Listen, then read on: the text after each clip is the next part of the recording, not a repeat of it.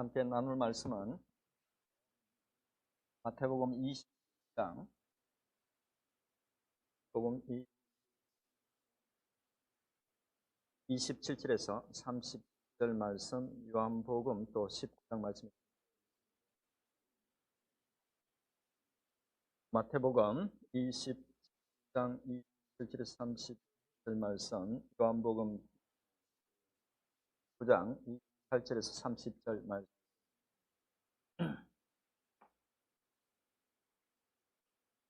제가 받들어 읽겠습니다.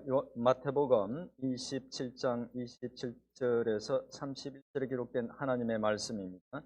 이에 총독의 군병들이 예수를 데리고 관정 안으로 들어가서 온 군대를 그에게로 모으고 그의 옷을 벗기고 홍포를 입히며 과시관을 엮어 그 머리에 씌우고 갈대를 그 오른손에 들리고 그 앞에 무릎을 꿇고 희롱하여 이르되 유대인의 왕이여 평안할지어다 하며 그에게 침 뱉고 갈대를 빼앗아 그의 머리를 치더라. 희롱을 다한 후 홍포를 벗기고 도로 그의 옷을 입혀 십자가에 못 박으려고 끌고 나가니라. 요한복음 19장 28절 30절에 기록된 하나님의 말씀입니다. 그 후에 예수께서 모든 일이 이미 이루어진 줄 아시고 성경을 응하게 하려 하사 이르시되 내가 목마르다 하시니 거기 신 포도주가 가득히 담긴 그릇이 있는지라. 사람들이 신 포도주를 적신 해면을 우설초에 메어 예수의 입에 대니. 같이 읽겠습니다. 예수께서 신 포도주를 받으신 후에 이르시되 다 이루었다 하시고 머리를 숙이니 영원히 떠나가시니라. 아멘. 제가 잠깐 기도하겠습니다. 은혜로우신 하나님 아버지, 오늘도 복되고 귀한 날 저희들 주님 전에 불러주셔서 감사합니다. 아버지 하나님, 오늘도 말씀 앞에 저희들 섭니다. 주님께서 조명해 주셔서 말씀을 깨닫게 하시고 말씀을 들을 때에 말씀대로 살 수 있는 능력도 겸하여 주시옵소서. 예수님의 이름으로 기도드립니다. 아멘. 지난 몇 주 동안에 신약의 지혜서라고 하는 야고보서의 말씀을 나누었습니다. 야고보서를 신약의 지혜서라고 하는 이유는 야고보서 속에 하나님의 백성들이 신자들이 교회 안과 밖에서 어떻게 사는 것이 바른 것인지, 신자로서 어떻게 살아야 바르게 사는 것인지에 대한 지혜를 말해주고 있기 때문입니다. 성도의 바른 삶에 대한 여러 권면들을 야고보서가 많이 주고 있기 때문에 그런 면에서 야고보서가 부족한 우리에게, 그런 어떤 삶의 모습들이 부족한 우리에게 굉장히 유익한 책이긴 한데 주로 행함에 대해서만 계속 강조하다 보니까 성도들이 종종 행함의 어떤 그런 궁극적인 이유와 목적을 잊어버리고 행하는 것 자체가 신앙의 모든 것인 것처럼 생각하는, 그러니까 오해하는 그런 경우가 종종 생깁니다. 그래서 이런 어떤 신앙의 오리에 빠질 수 있어요. 율법주의, 그렇게 하면 맞고 이렇게 하면 틀리고 하는 그런 율법주의에 빠질 수 있습니다. 또 자신의 그런 어떤 행함, 내가 이 정도 하니까 괜찮다라는 그런 어떤 자기 교만에도 빠질 수 있죠. 사도 야고보가 이 야고보서의 권면을 줄 때 사도 야고보는 이 말씀을 듣는 사람들이 십자가를 통한 죄사함과 중생의 은혜를 이미 받았다는 것을 전제하고 있습니다. 그러니까 이미 구원의 은혜를 받은 신자들에게 그에 합당한 삶을 살라고 권면하고 있다는 것입니다. 다른 말로 하면 받은 은혜에 걸맞는 혹은 균형을 맞춘 삶을 살아라고 권면하고 있다는 것입니다. 그런데 사도 야고보가 전제하고 있는 이것을 생각하지 않고 이 권면들에만 집중하다 보면, 행하라는 그런 권면에만 집중하다 보면 마치 신앙이 윤리적이고 도덕적인 어떤 삶을 살아내는 것, 그것이 모두인 것으로 오해하기도 합니다. 그래서 균형을 좀 잡고자 오늘은 행함에 대한 주제에서 은혜에 대한 주제로 옮겨서 우리가 바른 삶을 살아야 하는 근원적인 이유가 되고 또 우리가 받은 은혜를 가장 잘 상징하는 그 그리스도의 십자가를 주제로 말씀을 좀 나누고자 합니다. 함께 읽었던 본문은 예수님이 십자가에 달리신 사건을 기록하고 있는 내용 중에 일부분입니다.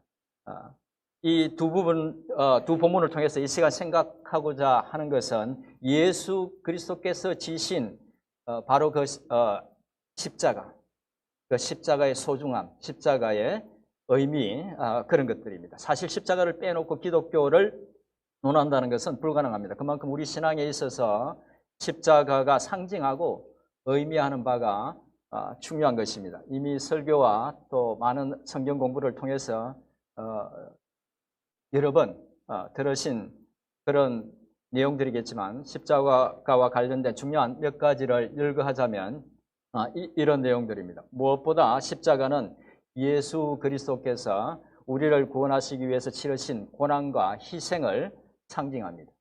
그래서 우리는 십자가를 바라볼 때마다 우리를 구원하시기 위해서 죽으신 주님을 생각하게 됩니다.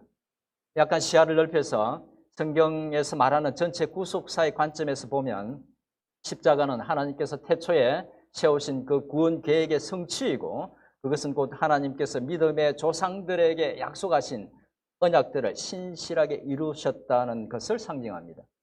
또 십자가는 예수님께서 우리의 죄값을 십자가에서 지불하셨기 때문에 믿는 우리는 이미 구원을 받았다는 것을 의미할 뿐만 아니라 예수님의 사망에 대한 승리를 상징하고 또 그렇게 승리하신 주님은 다시 오셔서 최후의 심판을 하실 것이라는 것도 상징합니다. 그리고 좀 더 성숙한 그리스도인들에게는 십자가를 하나님의 자녀로 살아갈 때 치러야 할 그런 희생으로 이해하기도 합니다. 제가 오늘 짧은 본문을 통해서 나누고자 하는 것은 우리가 이미 알고 있는 또 반드시 알아야 하는 십자가가 상징하고 또 의미하는 것들이 아닙니다. 예수님께서 왜 십자가에서 죽으셨는지 또 그 은혜가 얼마나 크고 값진 것인지 그것에 대한 신학적인 설명을 하고자 하는 것도 아닙니다. 물론 그런 것들은 우리 신앙에 있어서 대단히 중요한 것들입니다. 제가 오늘 여러분들과 나누고 싶은 것은 신학적으로 그런 중요한 원칙과 교리들이 아니라 우리의 신앙에 가장 도전이 되는 세 가지. 첫째, 교만과 겸손. 둘째, 용서와 사랑. 셋째, 고난과 인내. 이 세 가지 주제에 한해서 지금 현재 우리 신앙에서 누릴 수 있는 실제적인 십자가의 은혜와 능력입니다. 먼저 우리가 신앙생활을 하는 가운데 가장 큰 도전이 되는 교만과 겸손의 문제에서 누릴 수 있는 십자가의 은혜와 능력에 대해서 한번 생각해 보겠습니다. 교만과 관련해서 우리가 가장 잘 아는 말씀은 잠언 16장 18절 말씀이죠. 같이 한번 읽어볼까요? 교만은 패망의 선봉이요 거만한 마음은 넘어짐의 앞잡이니라. 이 말씀은 하나님께서 우리 각자에게 겸손하라고 주신 말씀인데 우리는 주로 그렇게 사용하지 않고 다른 사람들의 교만을 지적하는데 사용하죠. 이 말씀 외에도 성경에는 교만에 대해서 주의를 주는 그런 말씀들이 성경 속에 굉장히 많습니다. 교만에 대해서 주의를 주는 말씀이 성경에 많이 기록되어 있다는 것은 그만큼 신앙인들이 교만의 문제로 잘 넘어진다는 것이죠. 제가 다녔던 커버넌트 신학교에 그 교수님 중에 한스 바이어라는 교수님이 계십니다. 독일 분이고 미국에 오셔서 공부를 하시고 미국 신학교에서 가르치시는 분인데 인격적으로도 상당히 훌륭하시고 또 1년이 넘으셨는데도 신앙의 열정이 굉장히 대단해서 일주일이 채 안 되는 일주일 정도밖에 안 되는 그 짧은 스프링 브레이크 동안에도 매년 우크라이나 지역에 있는 기독교 지도자들을 가르치고 또 훈련하고 격려하기 위해서 직접 그 먼 길을 다녀오시는 분입니다. 그분이 강의 중에 자기 집에는 마치 하늘에 이렇게 날아오르는 풍선을 총으로 빵 쏴서 떨어뜨리는 그런 분이 자기 집에 계신다고 했습니다. 저희가 책을 좀 읽고 연구를 해서 뭔가를 깨닫게 되면 그래서 자랑하고 싶은 마음에 이런저런 것들을 막 자랑을 하면 집에 계신 그분은 가만히 듣고 있다가 가서 서재나 좀 치우세요. 그리고 또 그러면서 또 제발 이런저런 불평 좀 하지 마세요. 그렇게 말한다고 합니다. 교수님의 그 참 솔직한 말씀이 되게 인상적이었는데 그 교수님의 신학적인 지식이 삶과 인격 속에 녹아들지 못했다는 것을 그 부인이 그분이 정확하게 지적해 주셔서, 그래서 참 힘들긴 하지만 그런 아내가 있다는 것에 대해서 자기는 감사한다는 말을 했습니다. 저는 그 말을 들을 때에 교수님이 종종 힘들겠다는 그런 생각이 들면서도 약간의 아주 위험한 발언이긴 하지만 동병상련도 좀 느꼈습니다. 십자가는 그 교수님의 부인처럼 그 앞에 서는 순간 우리가 어떤 존재인지를 정확하게 보여줍니다. 그 십자가를 쳐다보면 주님이 달리신 그 십자가가 바로 죄인인 내가 달려야 할 곳이라는 것을 알게 됩니다. 따지고 보면 하나님의 은혜로 주어진 것인데도 자기 자신이 이룬 것으로 착각하고 교만해져 있을 때에 십자가는 우리 자신이 누구였는지를 정확하게 알려줘서 우리가 교만으로 표류하지 않도록, 마음이 그렇게 부풀지 않도록, 하나님으로부터 떠나가지 않도록 해주는 것입니다. 뿐만 아니라 십자가 앞으로 가면 십자가는 우리의 교만을 없애주기도 하지만 우리에게 진정한 겸손이 무엇인지를 가르쳐 주기도 합니다. 십자가 앞에 서면 하나님이신 그분이 피조물인 인간의 그 몸을 입고 인간의 눈높이에 맞추어서 말씀하시고 그들의 발을 씻기면서까지 섬기다가 자기에게 돌아올 모든 영광을 하나님 아버지께 돌리고 묵묵히 십자가의 길을 가셨던 예수님을 만날 수 있습니다.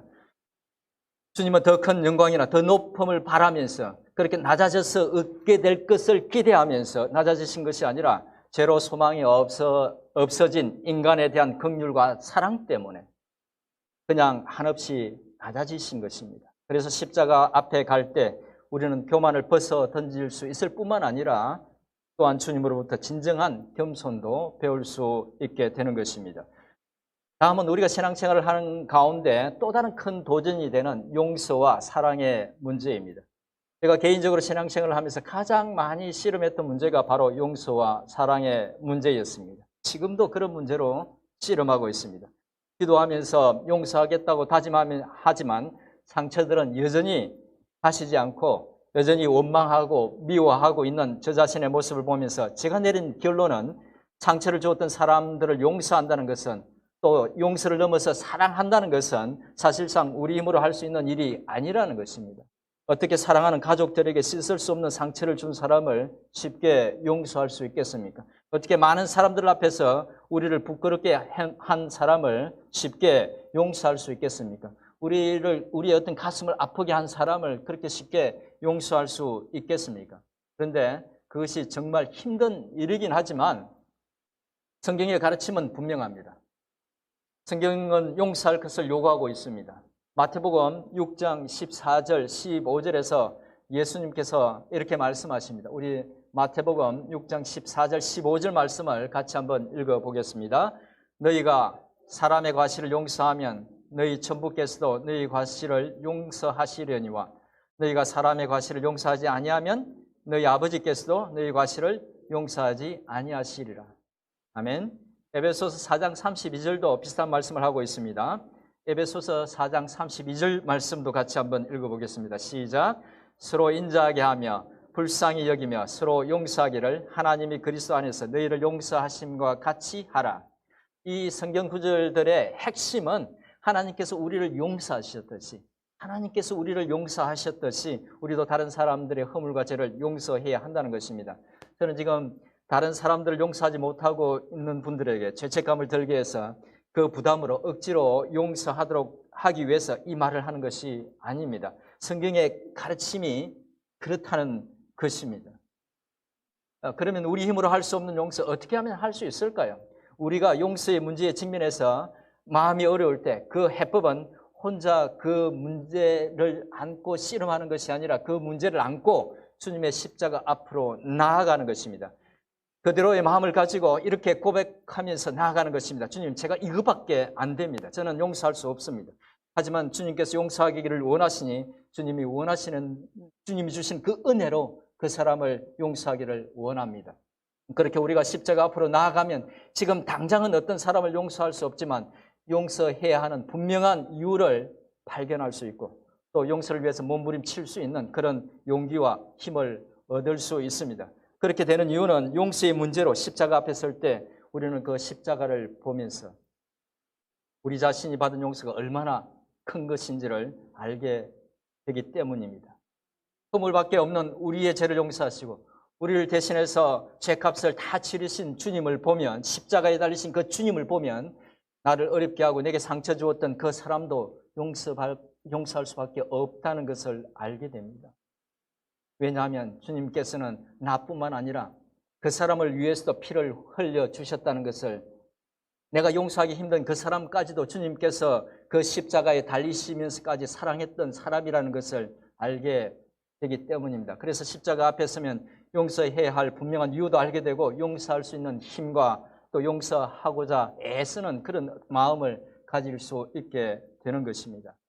뿐만 아니라 십자가 앞으로 나아갈 때 우리는 우리에게 과실 있는 사람들을 용서하는 것을 넘어서서 그 사람을 사랑해야 할 필연적인 이유도 알게 됩니다. 십자가 앞에 서게 되면 주님의 십자가가 단지 우리 죄값을 다 갚으셨기 때문에 우리는 더 이상 죄가 없다는 용서의 선언을 넘어서 예수님께서 우리를 이만큼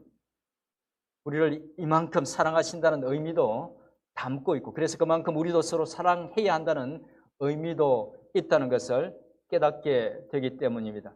제가 신앙생활을 하면서 깨달은 것은 하나님의 명령에 순종했을 때, 어렵고 힘든, 따르기 정말 어려운 그 명령에 순종했을 때 그 직접적인 수혜자, 그 1차적인 수혜자는 그 명령에 순종하는 당사자라는 것입니다. 용서했을 때 먼저 하나님의 은혜를 누리는 사람은 용서를 받는 사람이 아니라 바로 그 명령에 순종해서 용서한 자신이라는 것입니다. 사실 우리가 누군가를 용서할 때 용서받은 그 사람은 자신이 용서받았다는 것조차 모를 때가 많습니다. 그런데 그 사람이 알든 모르든 용서할 때 그 용서를 통해서 마음의 짐을 벗고 평강을 누리게 되는 사람은 바로 용서한 그 사람 자신이더라는 것입니다. 누군가를 용서해 본 사람은 이 말이 무엇인지를, 어떤 의미인지를 잘 아실 것입니다. 사랑도 마찬가지입니다. 사랑도 해본 사람이 알죠. 이제 우리가 신앙생활을 하는 가운데 또 다른 큰 도전이 되는 고난과 또 인내의 문제에서 누릴 수 있는 십자가의 은혜와 능력에 대해서 생각해 보겠습니다. 제가 여기서 말씀드리고자 하는 고난은 단지 신앙을 지키려다가 받게 되는 고난만이 아닙니다. 인생 중에 겪게 되는 모든 고난에 대한 것입니다. 여기에 계신 저보다 또 훨씬 많이 사신 분들 앞에서 인생을 말한다는 것이 송구스럽습니다만, 제가 인생을 살면서 깨닫게 되는 것은 인생은 고난의 연속이라는 것입니다. 많은 사람들이 다양한 형태의 고난들을 겪는 것을 보았습니다. 자녀의 문제, 배우자의 문제, 금전적인 문제, 건강 문제, 직장 문제, 인간관계 문제. 제가 지금까지 만나본 사람들 중에 이런 문제들을 겪지 않는 사람을 본 적이 없습니다. 저도 그런 문제들을 많이 겪기도 했습니다. 서로 지금 현재 씨름하고 있는 문제가 서로 다르고 시기가 다르기 때문에 약간의 차이가 있어 보입니다만, 대부분의 사람들은 생을 살면서 거의 비슷한 어려움들을 겪게 됩니다. 시카고 트리니티 신학교의 유명한 신학 교수인 D.A. 칼슨이라는 분이 설교 중에 대담하게도 성도들에게 이런 말을 했습니다. 아마 여러분들 중에 대부분의 사람들은 이런 인생의 문제들을 이미 겪었거나 지금 겪고 있을 것입니다. 그런데 만약 지금까지 그런 고난들을 겪지 않은 분이 계신다면 제가 예언하는데 앞으로 반드시 틀림없이 이런 일들을 겪게 될 것입니다. 제가 그분의 이름을 인용하지 않고도 이 말을 할 수 있지만, 혹시 제가 그런 말을 하면 오해하실까 해서, 성도에게 그런 오해를 하실까 해서 이 유명한 분의 말을 제가 인용해 봅니다. 우리 신자들의 삶도 예외 없이 고난의 연속이고 그것을 피할 수 없다는 것입니다. 그런데 어떤 설교자들은 신자들이 당하는 그런 고난을 마치 믿음이 부족해서, 믿음이 없어서, 혹은 신앙적인 그런 어떤 열심이 부족해서, 혹은 죄의 결과로 말미암은 것처럼 말하기도 합니다. 그래서 열심히 신앙생활을 하면 다 해결할 수 있는 것처럼 말하지만, 물론 기도하는 가운데 하나님의 특별한 은혜로 기적 같은 일을 경험하기도 하지만, 이런 가르침은 성도의 고난에 대한 성경이 말하고 있는 일반적인 그런 진리와 거리가 멉니다. 오히려 더 열심히 신앙생활을 해야 문제를 해결할 수 있다는 말은, 이런 말들은 성도로 하여금 잘못된 기대를 갖게 해서 고난으로 힘든 삶을 더 힘들게 하기도 합니다. 사실 신자든 불신자든 인생이 고생스러울 수밖에 없는 이유들이 있습니다. 가장 큰 이유는 인간이 하나님께 범죄하고 타락함으로 이 세상은 하나님께서 세우신 그런 어떤 질서들이 무너지고 죽음과 혼란과 불의가 가득한 곳이 되고 말았기 때문입니다. 그래서 그 속에 살아가는 인간들은, 우리들은 필연적으로 고생을 하게 되어 있는 것입니다. 게다가 우리의 신앙인들은 이 세상 속에서 세상의 원리와 반대되는 하나님께서 주신 그런 삶의 원리들을 가지고 살아가기 때문에 더욱 어려운 것입니다. 거기에 종종 하나님께서 우리를 연단하시기 위해서 시련을 주시기도 하죠. 물론 우리의 잘못된 판단들과 실수들 때문에 당하는 고난들도 아주 많습니다. 그러면 신자의 고난에 대한 성경의 가르침은 무엇일까? 이런 고난들에 대해서 어떻게 하라고 성경은 가르치고 있을까요? 결론적으로 말씀드리면 성경은 고난이 닥쳤을 때 그것을 피하고 도망칠 것이 아니라 고난에 맞서서 견디고 이겨낼 것을 요구하고 있다는 것입니다. 예수님께서는 자기를 쫓는 사람들에게 마가복음 8장 34절에서 이렇게 권면합니다. 이 말씀도 같이 한번 읽어보겠습니다. 시작.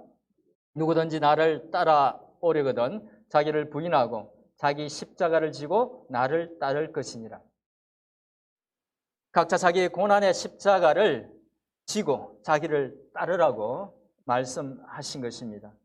사도 바울도 로마서 8장 17절에서 이렇게 말씀합니다. 로마서 8장 17절 말씀도 같이 한번 보겠습니다.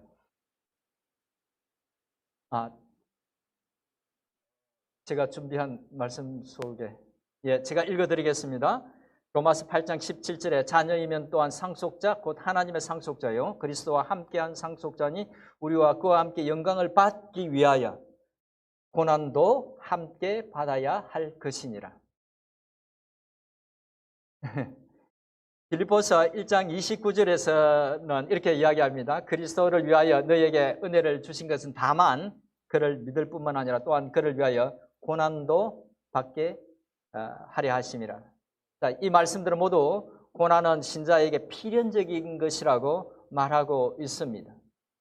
하지만 문제는 우리에게 종종 그 고난들을 이길 수 있는 혹은 고난에 맞서서 끝까지 버틸 수 있는 힘이 없다는 것입니다. 종종 좌절을 한다는 것이죠. 언제 그 힘든 상황이 끝날지도 모르기 때문에 우리는 고난 속에서 지쳐버리기도 하고 또 좌절하고 절망하기도 합니다.